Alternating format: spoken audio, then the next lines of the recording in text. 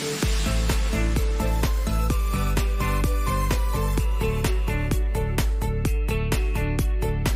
get more on some market movers today. We are joined by Bloomberg Equities reporter Stephanie Hughes. Stephanie, thanks very much for joining us. Canadian National cutting their profit forecast. Investors not delighted. Oh, no, they're not delighted at all, Andy. So Toronto-listed shares of CN Rail fell by nearly 5% at their lowest point, which was the biggest intraday drop since April, and it briefly brought the stock price to its lowest level since 2021. And what happened here is the company reported its earnings after the bell yesterday, where its adjusted earnings missed analyst expectations by just 1 Canadian cent there.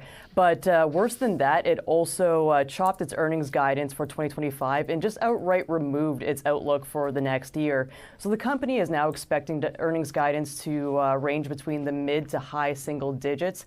That's down from the growth that it initially expected, which was closer to 10 to 15%. So the CEO, Tracy Robinson, pointed to trade uncertainty and volatility, adding that they're expecting these issues to persist over the medium term. There were other few interesting tariff-related details on the conference call that I should flag, like Canadian vehicles, finished vehicles, and auto parts being diverted from Canada being diverted from U.S. to Mexico. The company also said it had to furlough some hundreds of employees by the end of the quarter just to get ahead of some of the costs and the issues here. So we're really seeing the trade war impacts not only kind of proliferate through CN Rail's earnings today, but also the stock price reaction, Andy. And then Capital Power, investors are pretty enthusiastic about electricity generators these days. Oh yeah, they were charged up for Capital Power, which gained by over 8% at its highest point. That was the biggest stock price jump and its highest stock price level since December.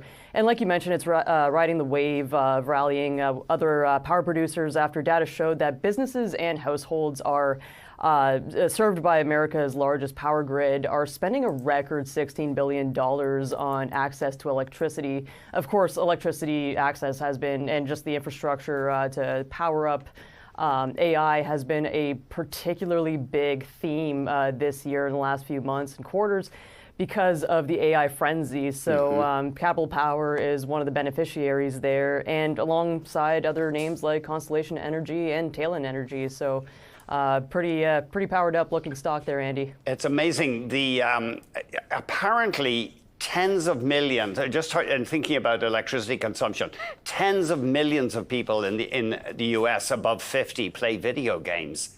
And even a fair chunk of people in their 80s play video games. I find that amazing. I'm a Canadian that plays video games, so that tracks. Oh yeah, I'm a huge gamer, Andy. And spend hours. Oh really? And okay, I'm just too worried that I just get sucked into it because they're so addictive. I mean, they do look amazing. Anyway, but that's all contributing to the power usage. Stephanie, thank you very much indeed for joining us. Stephanie Hughes.